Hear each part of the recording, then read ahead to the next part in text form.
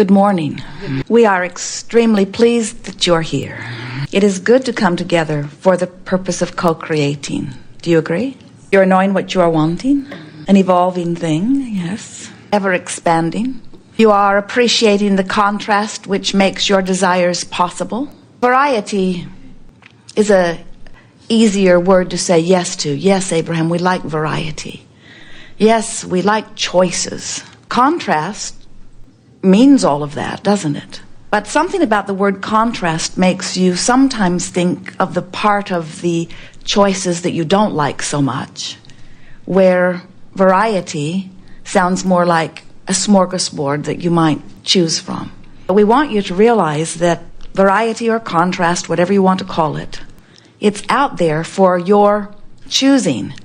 And the way you choose is by your attention to it.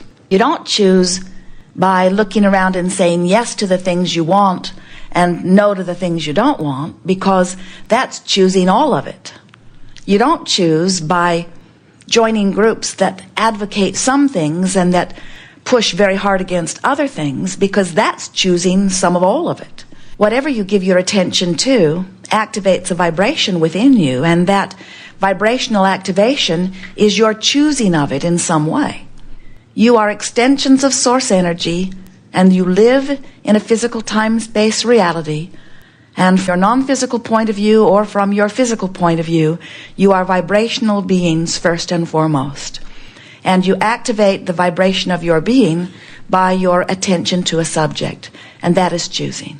So, of course, you live in this world where there is variety that surrounds you, and as you are pondering it or remembering it or observing it or contemplating it or anticipating it or imagining it, whether you are focused in the past or the present or the future, you are activating vibrations, and the vibrations that you activate equal your point of attraction. Now, you are multifaceted beings. You have many things that you are focused upon. You have many different things that you do during a day, many different perspectives from your point of view.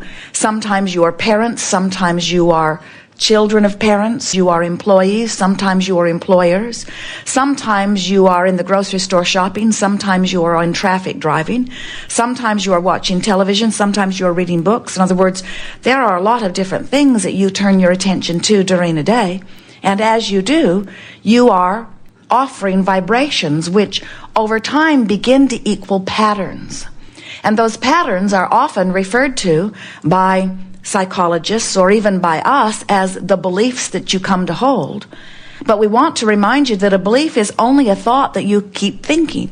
A belief is just an activated thought. And the reason that beliefs formulate within you so easily until they become thought patterns that really equal your point of attraction, so much so that you begin to be seen by others and even feel by yourself to have personality traits.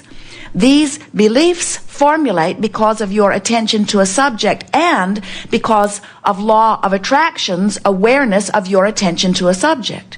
In other words, when you focus upon something, you activate a vibration within you, which means it is now easier for you to find other subjects that have same vibrational frequencies. Sometimes people will live an experience that they don't want, maybe a traffic accident, and they will say, I do not believe that I have been giving thought to traffic accidents. Therefore, it's hard for me to accept that I am the creator of my own reality. And we say, you may not have given specific thought to a specific thing like a traffic accident, but it is certain that there is a vibrational pattern within you that is equivalent to the essence of what that traffic accident means to you.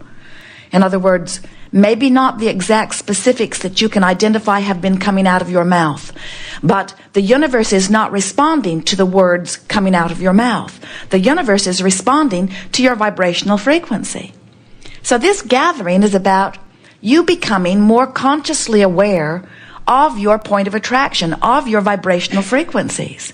And of course, you can wait until something manifests, because what you're living, what your life is an exact match to your pattern of vibrational frequencies. We like to call that post-manifestational awareness, however. In other words, if you wait until something manifests, then you've been offering a vibration about it for a very long time. But if you are letting yourself be aware of the vibrational patterning, your vibration in the moment, the vibrational mix, if you will, then what you begin to understand is that you can tell in advance what you are systematically moving toward. And the reason we like to say it in that way, what you are systematically moving toward, is because 99.99%, almost all, of every creation that you have underway is completed in terms of vibration before the physical evidence happens, before the physical manifestation of your desire has fully developed. You are offering vibrations that are moving you toward what is about to manifest. And you are well upon your path before it manifests. Sometimes people will say to us, Abraham, this thing happened to me and it just came out of the blue. And we say, no, it didn't come out of the blue. You've been actively moving toward it for a very long time. And as you are actively moving toward it, you've been receiving emotional guidance to let you know your proximity to it. Sometimes people say, I don't think my guidance is working, because that really surprised me. And we say, well, if something sneaks up on you like that and you are really not aware of it, that must mean that you have developed a habit of enduring negative emotion. You must not be picky about the way you feel. You must be willing to allow yourself to be in a range of vibration that equals emotions that don't feel that good. You can never move towards something that when you get there you're not going to like it without having ample awareness, emotionally speaking, along the way. It just can't happen. Just as you cannot be moving towards something that you're really going to like when it happens without having awareness that you've been moving towards something that you're going to like when it happens. You will never have a happy ending to an unhappy journey. It just can't happen. But you might be unaware of the journey that you're having because you might have adjusted yourself, emotionally speaking, into being willing to endure orneriness or overwhelmment or anger or frustration or rage or revenge or feelings of utter disempowerment. In other words, you may have known it for so long it feels normal to you. But we want you to understand that it cannot ever really feel normal in any real sense of the word to feel negative emotion, because you are more than the physical being that is focused upon whatever it is that's making you feel ornery or making you feel victim or making you feel powerless. You are source energies in these physical bodies. And you have been source energy long before you came forth into these physical bodies. And that part of you still vibrates powerfully within you and gives you a powerful point of reference to how you're doing right here and now. For example, that part of you knows your value and worthiness, and when you don't, you've got a split personality going on, so to speak, because the you that is really you adores you and loves you. And when you're beating up on yourself, you've got a vibration going on that's contrary to the true vibration of your being, and you're feeling some emotional response to it. That's what guilt feels like. When you don't like yourself, that feeling in your gut that feels empty is because your guidance system is working actively. So as we are beginning here, we want to give you a keen sense of the way your guidance system works, because as you come to understand how it works, as you understand the vibrational physics of it, the law of attraction reason for it, then you will never again not be able to effectively utilize your guidance system. As Jerry and Esther travel across the desert from Phoenix to San Diego, they know very well the direction that they must go. They must go west, and they know it's approximately 400 miles. The roads are wide open. It's not a difficult drive to make. And so even though the majority of that day that they drive, they are not where they want to be, they never get to the halfway point of about Yuma, Arizona, and freak out because they're not yet in San Diego, and then get all disoriented and turn around and go back to Phoenix. They don't go Phoenix, Yuma, Phoenix, Yuma, Phoenix, Yuma, Phoenix, Yuma, and then announce to themselves or to anyone else, San Diego is an impossible dream. Because They understand they just got to point in the direction of what they want and keep going, and logic says they must get there.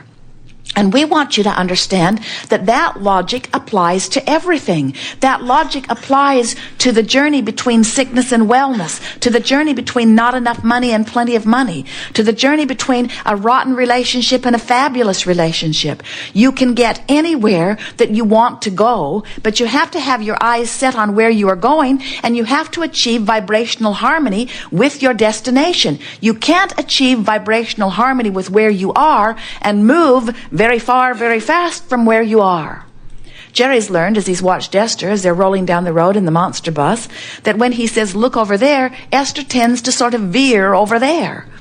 He now just says, look over there, pointing straight down the road, because you always tend to move in the direction of your gaze. And so what we're wanting you to begin to understand is that you have the facilities within you to quantify every single journey, to make it as understandable as a simple trip from Phoenix to San Diego.